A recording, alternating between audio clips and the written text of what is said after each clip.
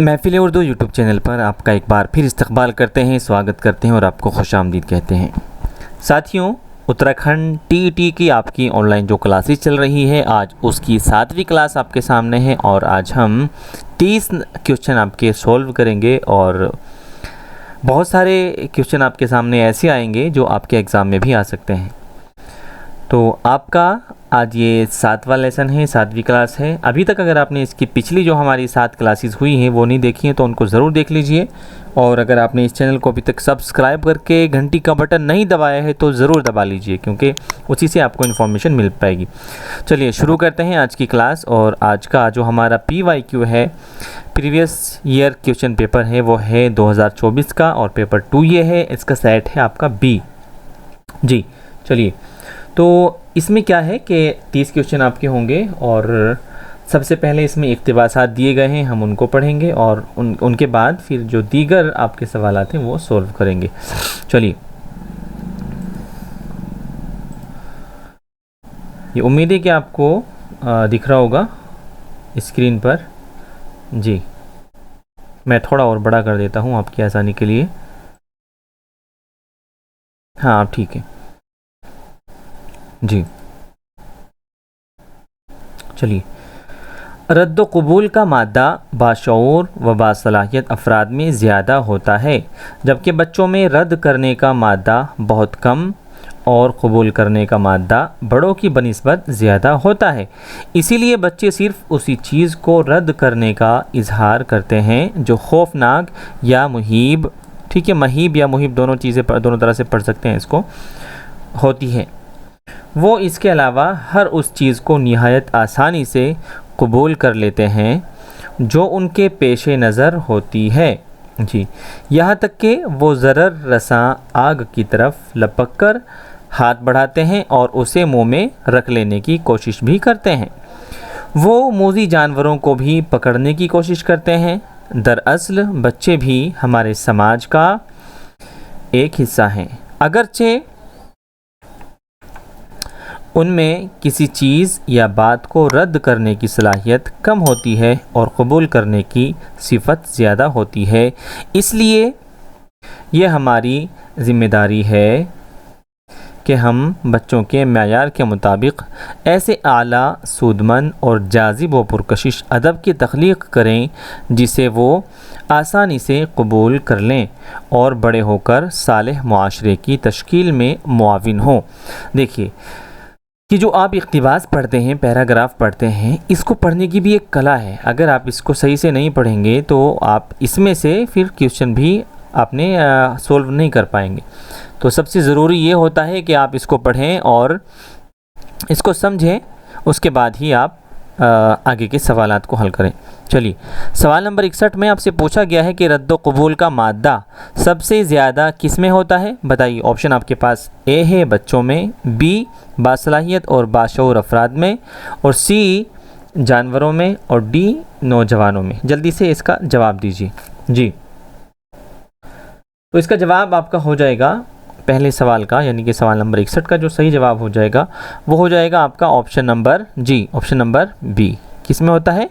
बासलाहियत और बाशऊर अफराद में क्या होता है? रद्द और कबूल करने का, किसी भी चीज़ को लेने या इनकार करने का मादा सबसे ज़्यादा किस में होता है? बासलाहियत और बाशऊर अफराद में। चलिए, अगला सवाल आपकी स्क्रीन पर है और आपसे पूछा जा रहा है कि बच्चों में किस चीज़ का मादा बहुत कम होता है? बच्चों में क्या सबसे कम होता है? ए कबूल करने का, बी रद्द करने का, सी हंसने का, और डी रोने का। चलिए जल्दी से कमेंट करके बताइए। सवाल नंबर 62 का सवाल ऑप्शन कौन सा सही हो जाएगा जी? तो 62 का भी ऑप्शन नंबर बी आपका बिल्कुल सही हो जाएगा। क्यों? इसलिए कि बच्चों के अंदर किसी भी चीज़ को रद्द करने का मादा कम होता है। आप उनकी साइकोलॉजी देखिए, जब भी आप बच्चों को कुछ देते हैं तो वो अपने हाथ में पकड़ने की कोशिश करते हैं, ठीक है, उसको मना नहीं करते, क्योंकि बच्चों को नहीं पता होता कौन सी चीज़ उनके लिए फ़ायदेमंद है और कौन सी नुकसान देने वाली है। चलिए, अगला सवाल आपकी स्क्रीन पर है, सवाल नंबर 63। आपसे पूछा गया है कि बच्चे किस चीज़ को रद्द करने का इजहार करते हैं? ऑप्शन ए में है जो खौफनाक या महीब होती है, ऑप्शन बी जो पुरकशिश होती है, ऑप्शन सी जो ज़्यादा चमकती है, और ऑप्शन डी जो आला दर्जे की होती है। चलिए, ये सारे के सारे आपके जो ऑप्शन हैं वो इसमें क्या बोलते हैं, आपने जो इक़्तिबास पढ़ा है, पैराग्राफ पढ़ा है, उसमें सारे इसके जवाब दिए गए हैं। चलिए जल्दी से बताइए। तो सवाल नंबर 63 का आपका ऑप्शन नंबर ए बिल्कुल सही हो जाएगा और इसका जवाब है जो खौफनाक या महीब होती है। ठीक है, चलिए अगला सवाल आपकी स्क्रीन पर, सवाल नंबर 64। इसमें आपसे पूछा गया है कि बच्चों के लिए कैसा अदब तख्लीक करना चाहिए। जब बच्चों के लिए कोई बुक वगैरह बनाते हैं या फिर शाये करते हैं तो वो कैसी होनी चाहिए जी, बच्चों के लिए मवाद कैसा होना चाहिए। ऑप्शन ए में है तफरीही, ऑप्शन बी में है तस्वीर से ममलू, ऑप्शन सी में है आला वसूदमंद और ऑप्शन डी में है मंजूम। देखिए तफरीही तो क्या किसको कहते हैं, जो उनके लिए जी खेल के लिए हो, तो ये तो नहीं होगा क्योंकि अदब और खेल का आपस में कोई ताल्लुक़ नहीं है।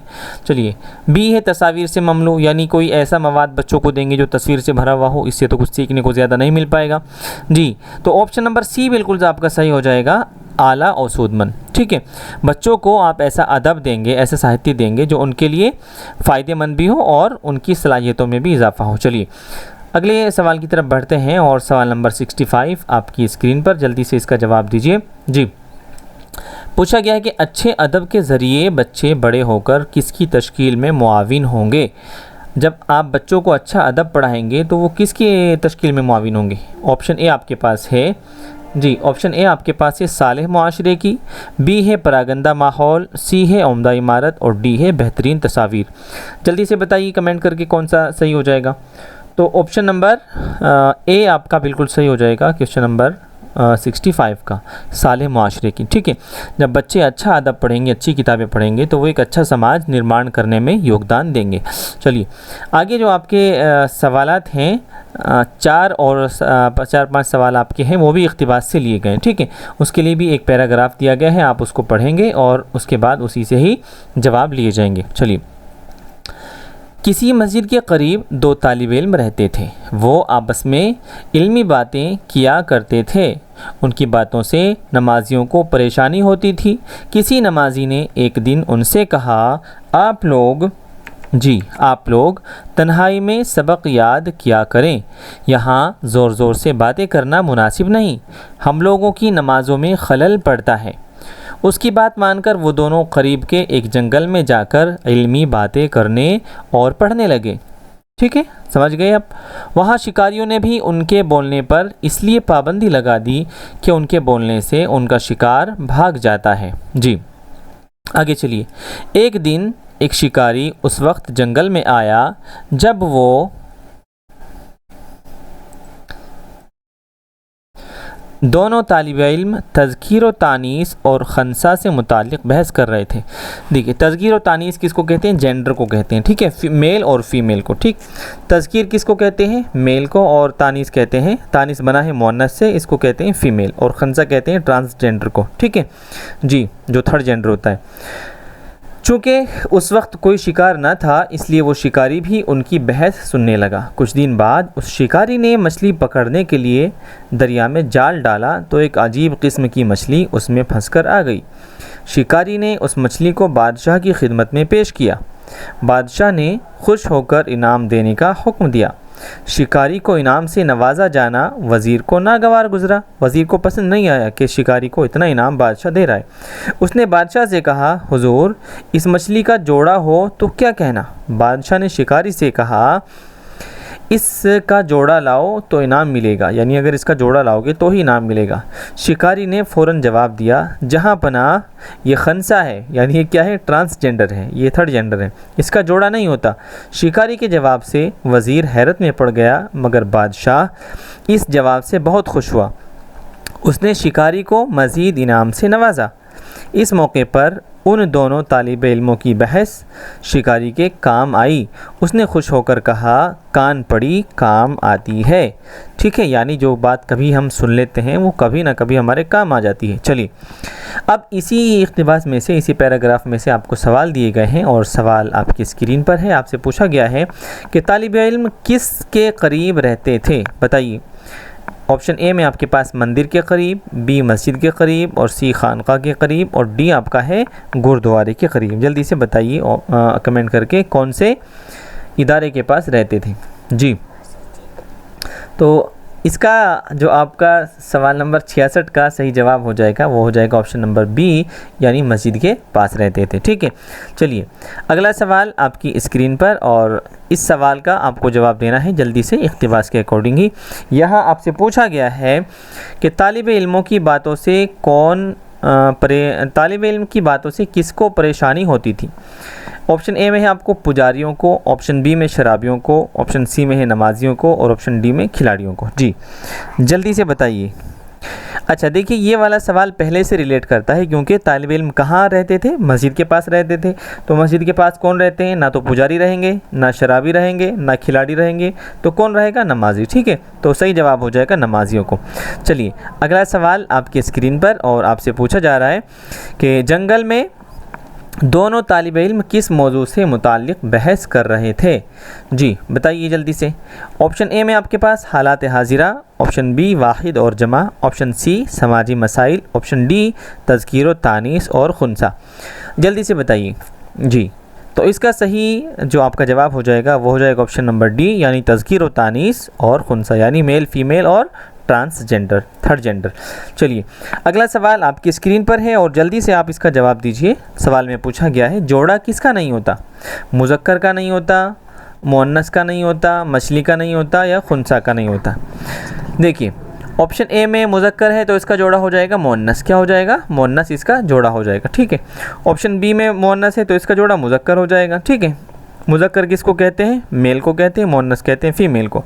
ऑप्शन डी में है मछली, तो इसका क्या हो जाएगा, जी मछली का जोड़ा भी हो जाएगा, क्या हो जाएगा, मछला हो जाएगा। ठीक है, हाँ तो सही ऑप्शन क्या हो जाएगा, खनसा। ठीक है, तो ऑप्शन सी आपका बिल्कुल सही जवाब हो जाएगा। चलिए आगे बढ़ते हैं, और स्क्रीन पर आपका अगला सवाल है सवाल नंबर 70, और आपसे पूछा जा रहा है कि शिकारी ने खुश होकर क्या कहा।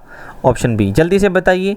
ऑप्शन ए में है कान पड़ी काम नहीं आती, ऑप्शन बी में है हर पड़ी हुई चीज़ काम आती है, ऑप्शन सी में है कान पड़ी काम आती है, और ऑप्शन डी में है काम आने वाली चीज़ ही काम आती है। जल्दी से बताइए।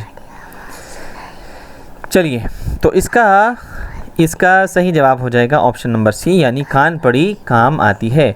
ये क्या मतलब होता है इसका, आपको पता है। कान पड़ी काम आने का मतलब होता है कि कई बार ऐसा होता है हम किसी अपने बड़ों से या फिर अपने साथियों से कोई बात ऐसी सुन लेते हैं जो कभी ना कभी हमारे काम आ जाती है। चलिए आपका अगला सवाल आपकी स्क्रीन पर, सवाल नंबर 71, और आपसे पूछा गया है जी दर्ज झेल में से प्रेमचंद के अफसाने की निशानदही कीजिए। देखिए जो इक़्तिबास से रिलेटेड आपके सवालात थे, जो पैराग्राफ के थे वो ख़त्म हो गए हैं। अब आपके क्या हो रहा है, फैक्चुअल सवाल जवाब अब शुरू हो रहे हैं। जो फैक्चुअल आपके सवाल हैं अब वो शुरू हो रहे हैं, और उनके जवाब आपको देने हैं, और इनको आप तभी दे पाएंगे जब आपने PYQ सोल्व किए हुए होंगे। ठीक है, तो 71 में आपसे पूछा गया है कि दर्ज झेल में से प्रेमचंद के अफसाने की निशानदही कीजिए। जल्दी से बताइए इनमें से प्रेमचंद का अफसाना कौन सा है। जी ऑप्शन ए में है यरकान, ऑप्शन बी में तौबा टेक सिंह, ऑप्शन सी में है कफन, ऑप्शन डी में है लाजवंती। जल्दी से कमेंट करके बताइए कौन सा ऑप्शन सही हो जाएगा। जी चलिए सवाल नंबर 71 का जो सही जवाब हो जाएगा वो तो हो जाएगा कफन। ठीक है, ये वाला किसका है, जी कफन किसका अफसाना है, मुंशी प्रेमचंद का है। लेकिन अब आप इसको बताइए यरकान किसका है, अगर आपको पता है। तौबा टेक सिंह के बारे में बताइए ये किसका है, ये किसका है, सादत हसन मंटो का है। ठीक है, और यरकान के बारे में बताइए ये किसका है। ठीक है, लाजवंती के बारे में बताइए अगर आपको पता है किसका है। तो ये सारे के सारे आप कमेंट में इनके जवाब दीजिए, क्योंकि इसी से आपकी तैयारी बेहतर हो जाएगी। चलिए अगला सवाल आपकी स्क्रीन पर, सवाल नंबर 72, और यहाँ आपसे पूछा गया है कि दर्ज झेल में से कौन सा मजमुआ खुतूत मिर्ज़ा गालिब का नहीं है। आपके पास 4 ऑप्शन दिए गए हैं और पूछा है कि इनमें से वो कौन सा मजमुआ है जो गालिब का नहीं है। तो गालिब के कौन कौन से हैं इसमें से जल्दी से देखिए। सबसे पहले है ए में आवाद हिंदी, ये तो गालिब का ही है। बी मकातिब गालिब, ये भी गालिब का है। और सी उर्दू मुअल्ला, और डी है आपका गुब्बार खातिर। जल्दी से बताइए। तो ये भी गालिब का हो जाएगा, ये भी गालिब का है, और सी भी गालिब का है। ये गालिब का नहीं है जो डी। ठीक है, तो ये क्या हो जाएगा, इसका डी सही ऑप्शन हो जाएगा। अब आप ये बताइए मुझे, ये जो डी ऑप्शन है सवाल नंबर 72 का, अगर ये गालिब का नहीं है तो फिर किसका है, अगर आपको पता है तो बताइए। जी ये हो जाएगा आपका मौलाना अबुल कलाम आज़ाद का। किसका, मौलाना अबुल कलाम आज़ाद। ठीक है जी, मौलाना अबुल कलाम आज़ाद। तो इसको भी आप याद रख लीजिए। चलिए आगे बढ़ते हैं, अगला सवाल आपकी स्क्रीन पर, सवाल नंबर 73, और इसमें पूछा गया है आपसे कि चकबस्त का नाम क्या है।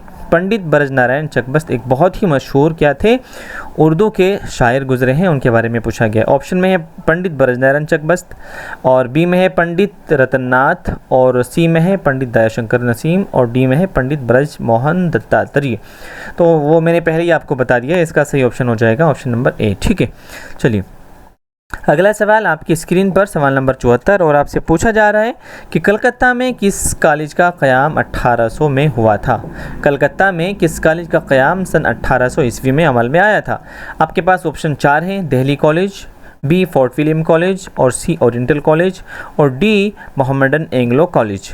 चलिए जल्दी से जवाब दीजिए अगर आपको पता है। तो सवाल नंबर 74 का जो सही हो जाएगा वो है फोर्ट विलियम कॉलेज। ठीक है, ये कब अमल में आया, 1800 ईस्वी में, और इसके फाउंडर कौन थे आपको ये भी पता होना चाहिए। कई बार सवाल पूछ लिया जाता है कि डॉक्टर जॉन गिलक्रिस्ट कौन से कॉलेज से मंसूब हैं, तो वो भी फोर्ट विलियम कॉलेज से हैं। कई बार आपसे पूछ लिया जाता है कि अंग्रेज़ों ने हिंदुस्तान में आकर उर्दू सीखने के लिए कौन से कॉलेज की बुनियाद डाली, तो वो भी फोर्ट विलियम कॉलेज हो जाएगा। ठीक है, अभी आप ये बताइए दिल्ली कॉलेज का क़याम कब अमल में आया, तो इसका आया था 1825 ईस्वी में। कब, 1825 में, ये भी आप याद कर लीजिए। ओरिएंटल कॉलेज, और ये सबसे जो डी ऑप्शन में है, ये भी एक बहुत बार इम्तहान में आ जाता है आपके। मोहम्मदन एंग्लो कॉलेज, ये बताइए किसने इसका क़याम, किसने इसकी बुनियाद रखी, तो ये किसका था साथियों, ये था जी सर सैयद अहमद ख़ान का मोहम्मदन एंग्लो कॉलेज। ठीक है, जो तरक्की करते करते आज अलीगढ़ मुस्लिम यूनिवर्सिटी के नाम से जिसको हम जानते हैं। चलिए, तो सवाल नंबर 75 आपकी स्क्रीन पर आपसे पूछा जा रहा है, एक शेर दिया गया है आपसे आपको, और पूछा है कि इश्क पर ज़ोर नहीं है ये वो आतिश गालिब के लगाए ना लगे और बुझाए ना बुझे। दर्ज बाला शेर किस शायर का है। देखिए ये तो बहुत आसान है, क्योंकि इसमें जो शायर है उनका नाम भी दे दिया गया है। क्या नाम है, गालिब, तो गालिब जहाँ पे भी हो आप इसको लगा दीजिएगा, तो बहुत आसान था। ऑप्शन सी में गालिब है, तो यही इसका जवाब हो जाएगा। चलिए अगला सवाल आपकी स्क्रीन पर, और सवाल नंबर जी 76 में आपसे पूछा गया है कि ज़मीर की कितनी किस्में हैं। देखिए इस सवाल को आप समझ लीजिए, ये उलझाने वाला सवाल है, और कई बार ऐसा होगा कि आप इसका सही जवाब दे के आएंगे लेकिन फिर भी आपका नंबर कट जाएगा। आप क्यों कट जाएगा ज़रा सुन लीजिए। पहले सवाल को पढ़िए, ज़मीर की कितनी किस्में हैं। ठीक है, अब ऑप्शन में इन्होंने दिया है 2, 3, 4 और 5। ठीक है, तो मैं आपको बताऊं, इसका जो सही जवाब हो जाएगा वो हो जाएगा ऑप्शन डी, यानी कि ज़मीर की 5 किस्में होती हैं। अब समझने वाली बात अब है, कई बार आपसे पूछा जाएगा ज़मीर की कितनी किस्में हैं, और वो सही जवाब में दे देंगे 3। कितनी, 3 वाला सही कर देंगे। तो अब आप क्या करेंगे, देखिए सबसे पहले सवाल को आप देखेंगे, अगर सवाल में दिया है ज़मीर की कितनी किस्में हैं, तो ज़मीर की कितनी किस्में होती हैं, ज़मीर की 5 किस्में होती हैं। ठीक है, अगर सवाल में पूछा गया कि ज़मीर शख्सी की कितनी किस्में हैं, तो ज़मीर शख्सी की 3 किस्में होती हैं। ठीक है, मैं आपको इसलिए बता रहा हूँ क्योंकि LT उत्तराखंड में जब मैंने एग्ज़ाम दिया था तो यही सवाल आया था, और मैंने इसका जो सही जवाब था वही लगाया था, लेकिन जो बोर्ड था उसने फिर भी मेरे सवाल को गलत माना था और अपना जवाब सही माना था। उसके बाद फिर मैंने ऑब्जेक्शन किया और प्रूफ के साथ मैंने ये बात सिद्ध की थी वहाँ पे कि ज़मीर की जो ज़मीर मुतलक होती है उसकी 5 ही किस्में होती हैं। आपके सामने किताब दिख रही है मौलवी अब्दुल हक की, और इसका नाम है क़वाइद उर्दू। ये बहुत मशहूर किताब है, और इस किताब को आप सभी एग्ज़ाम में प्रूफ के तौर पर इस्तेमाल कर सकते हैं।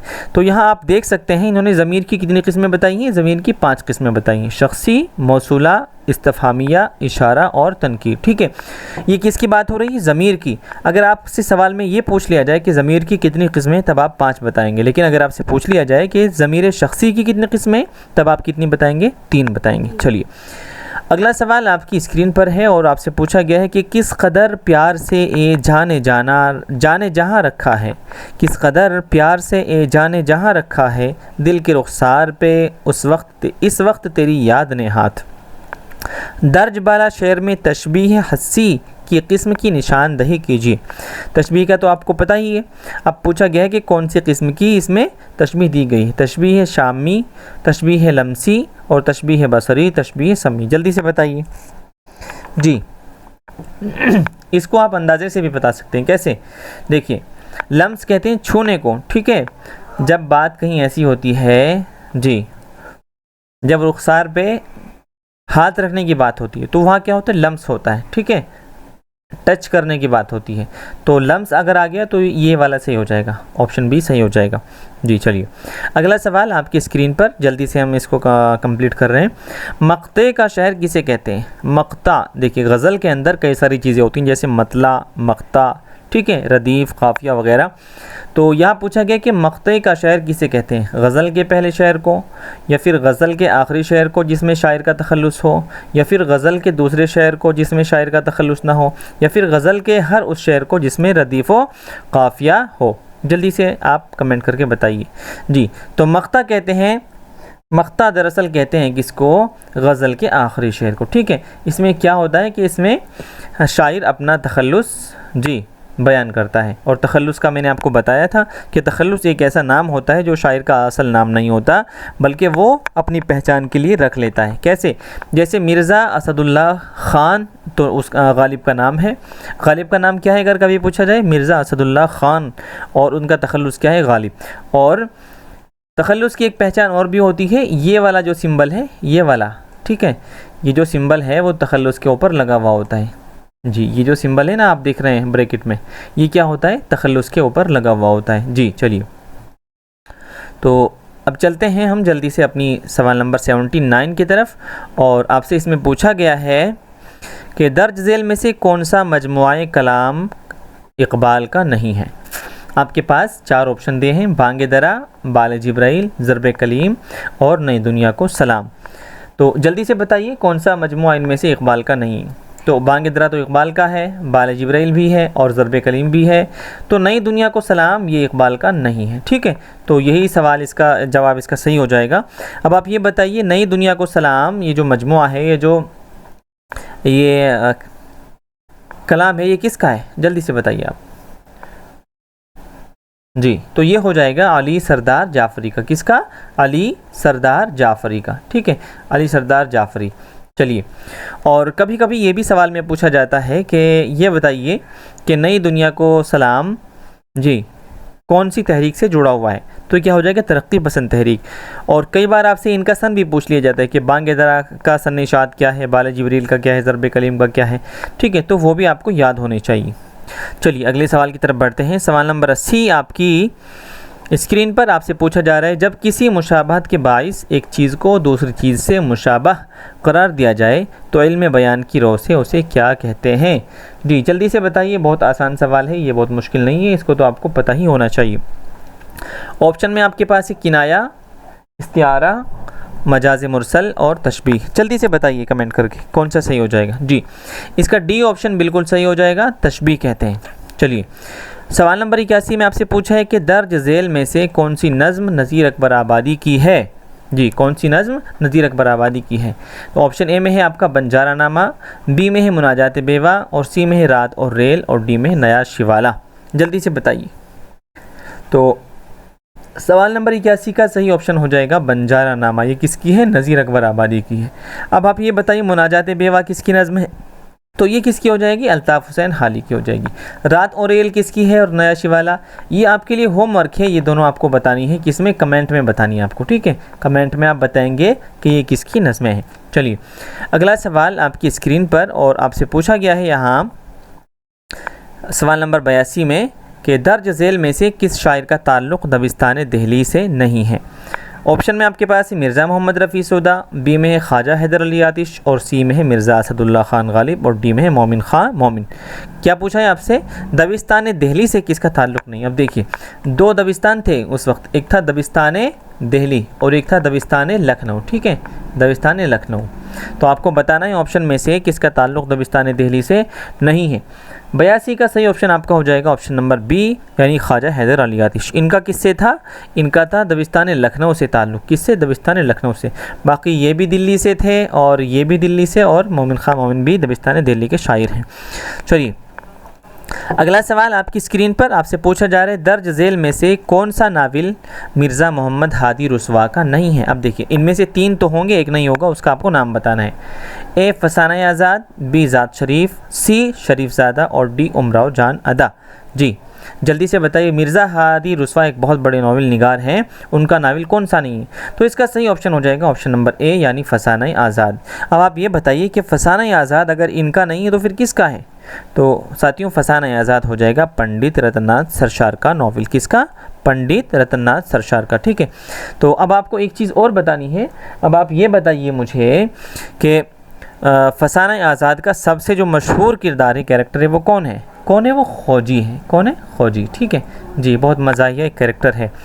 अब ये तीनों किसकी नावल हैं? ये हैं मिर्ज़ा मोहम्मद हादी रुस्वा के। चलिए आपके और बचे हैं 7 सवाल, जल्दी से कर लेते हैं।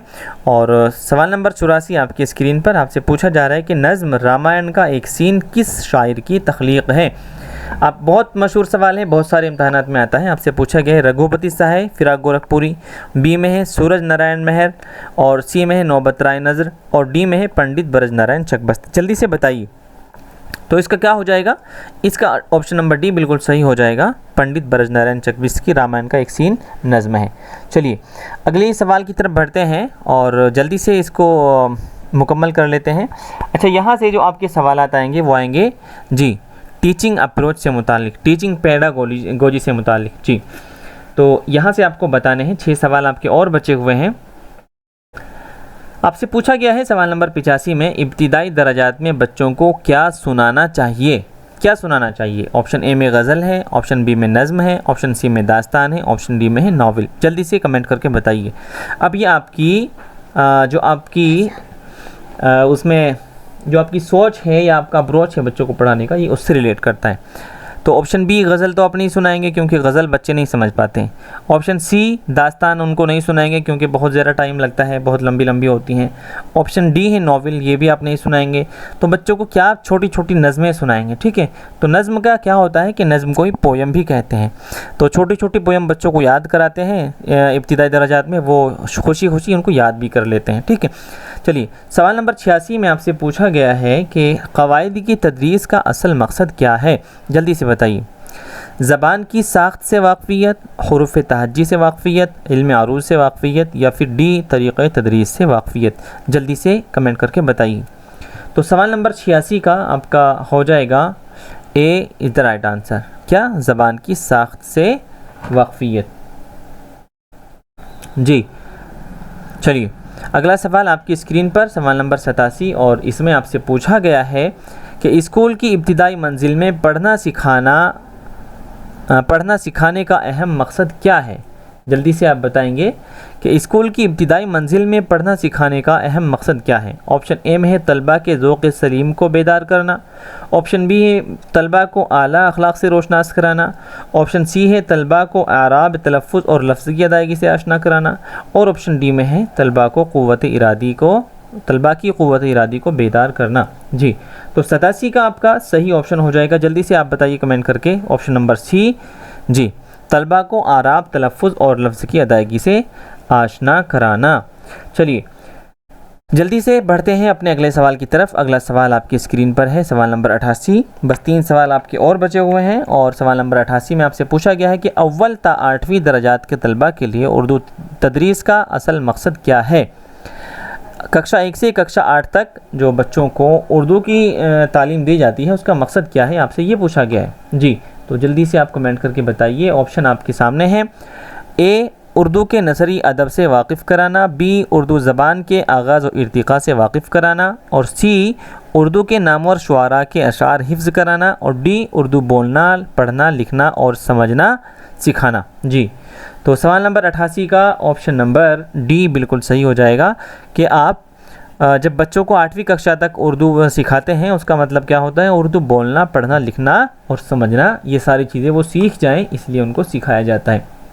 चलिए आगे आपकी स्क्रीन पर जो सवाल आपका है वो है सेकंड लास्ट, और इसमें आपसे पूछा गया है कि दर्ज झेल में से किसका ताल्लुक़ बुलंद ख़ानी से नहीं है। अब बुलंद ख़ानी किसको कहते हैं बच्चों? बुलंद ख़ानी कहते हैं ज़ोर से पढ़ने को। अब बुलंद ख़ानी से क्या होता है और क्या नहीं होता, आपको वो बताना है जो बुलंद ख़ानी से नहीं होता जो फ़ायदा। झिझक दूर होती है, जी हाँ ये तो बिल्कुल होती है। गर्दन दराज होती है, गर्दन दराज नहीं होती। तो सी में क्या है? लब और लहजे की तरबियत होती है, जी बिल्कुल होती है। और डी में क्या है? तलफ़्फ़ुज़ को सही तौर पर अदा किया जा सकता है जी। तो इसका सही ऑप्शन क्या हो जाएगा? गर्दन दराज हो जाती है, यानी कि ये गलत होगा। तो इसमें गलत ही पूछा गया है ना, तो दर्ज झेल में से किसका ताल्लुक़ बुलंद ख़ानी से नहीं है, तो किसका नहीं है, गर्दन दराज होने का नहीं है। अब ज़ोर से पढ़ने से गर्दन थोड़ा ही लंबी हो जाएगी किसी की, बताइए जी।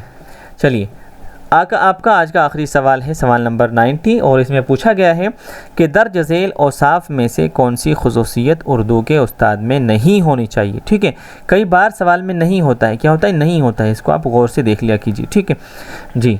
ऑप्शन ए में क्या, इल्मी व दरसी काबिलियत, उर्दू ज़बान की महारत, उर्दू अदब से वाक़फ़ियत और जानिबदाराना व गैर मुसावाना रवैया।